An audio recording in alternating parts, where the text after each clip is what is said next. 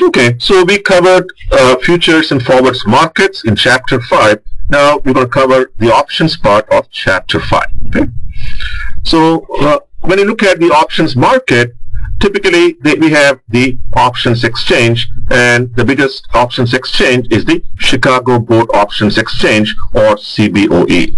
We also have other exchanges, local exchanges, and they tend to be over-the-counter markets. Now, when you look at the options market, we have two types of options. We have currency call options and we have currency put options. When you buy a currency call option, you have the right to buy the currency at a designated exercise price. Okay, so basically what we see here is that the currency, that could be the Japanese yen, that could be the euro, and so on, and you also have a specific price. So when you buy the currency call option, it gives you the right to buy the foreign currency at a specific price. Now, why do we do that? If the spot rate rises above the strike price, the owner of a call can exercise the right to buy currency at the strike price, and the buyer of the options pays a premium. So typically, in the case of the futures contracts and the forwards contract, the initial price is zero. In the case of the options contract, you have to pay a price, and that is referred to as the options premium. Now, what about how we refer to the options? So suppose you have the right to buy the British pound at an exchange rate of 1.1, and let's say that the price of the British pound has increased to 1.15. So in this case, we say that the option is in the money, and the reason being that the market price is higher than the price you have to pay.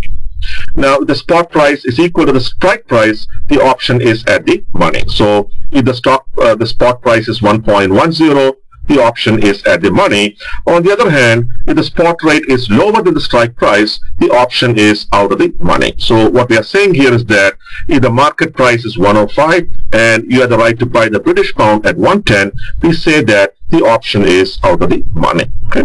Now, what is the value of a call?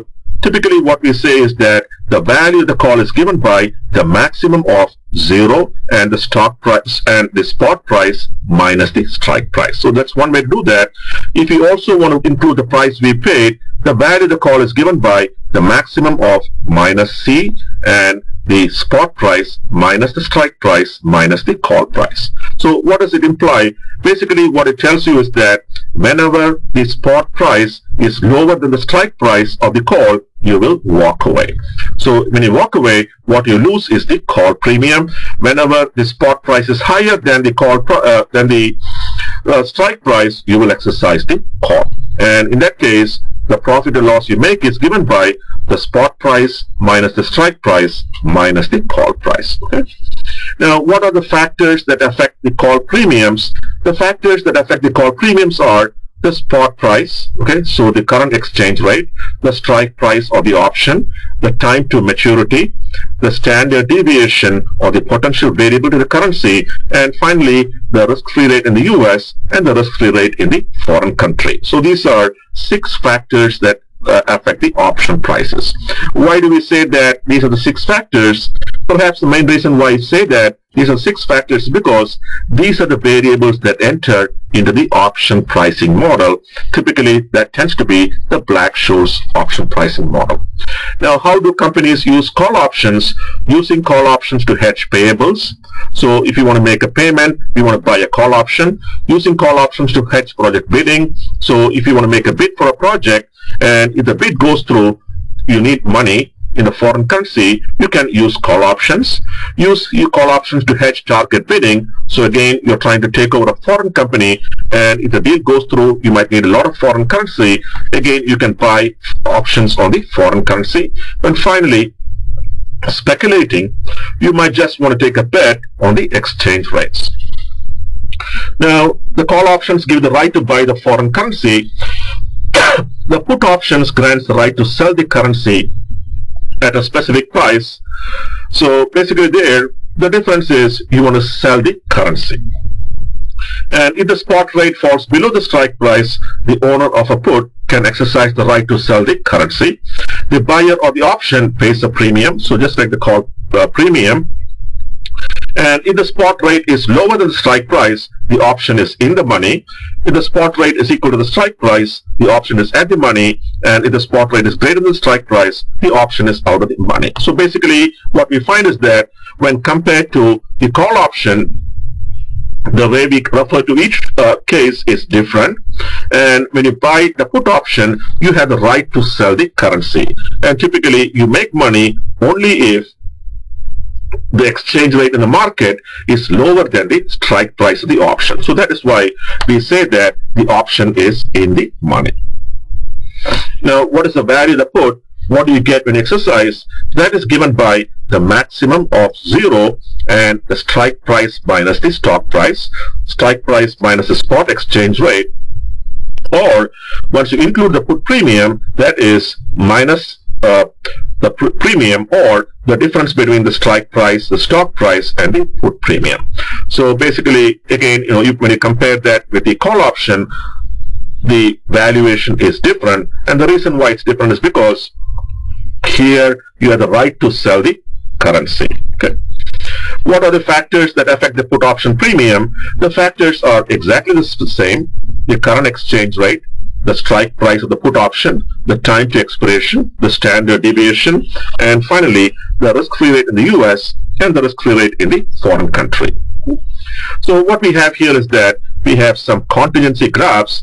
Basically, that tells you how much the purchase of a call option makes, what happens to the seller of a call option, what happens to the buyer of the put option, and what happens to the seller of the put option. So the main thing you want to see here is that the case of the options market and in the case of the futures market, these are referred to as zero-sum games. Why do we say these are zero-sum games?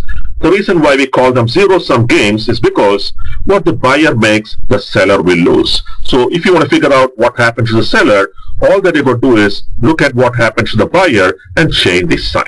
So the first graph you see here, that looks at the buyer, and we are talking about a call option on the British pound with a strike price of 150 and the premium paid is 2 cents.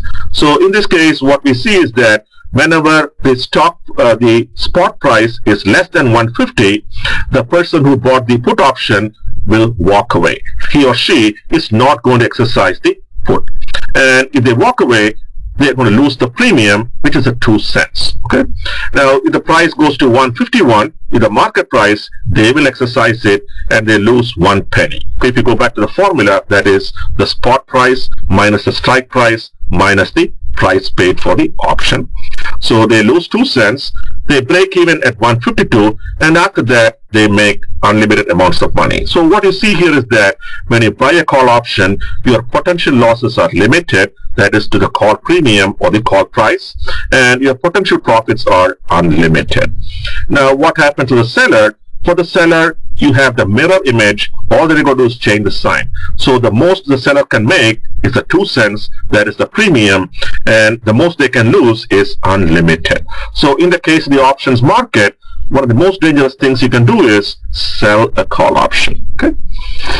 Now we want to look at the put options. So what we have here is the buyer of the put option. The strike price is 150 and the premium is 3 cents. And in this case, what we find is that, let's say you pick a price of 152 at an exchange rate of 152, you will not exercise the put. The reason why you will not exercise is because you'd rather sell it in the market for 152 than sell it for 150 by exercising the put. So basically here, whenever the price exchange rate is above 150, you lose the premium of 2 cents. And after that, let's say the price goes to 148, you will exercise, you make a profit of 2 cents, but you also paid 3 cents for the put. So you're going to walk away with a loss of 3 cents. When do you break even? You break even at 147, that is 150 minus the 3 cents you paid. After that, as the exchange rate goes down, you make more and more profits. So how much can you make at the most? The most you can make is when the currency becomes worthless. So let's say it's 0. In that case, the profit you make is 150 minus 3 cents, 147. Okay. And the last graph you have is what happens to the seller. So if you want to figure out what happens to the seller, all that you got to do is take the mirror image. And what we are saying here is that what the buyer makes, the seller will lose. So this is basically summarizes Chapter 5. And Chapter 5, we talked about the futures market, we talked about the forward market, and now we talked about the options market. I think it's very important for you to go back and make sure you're comfortable with this material. It's not very hard at this now, but we will talk soon about Chapter 11, and it's a little more difficult. We are going to basically apply the futures contracts and the options contracts for hedging. So please make sure you do a good reading of Chapter 5. Okay? Take care.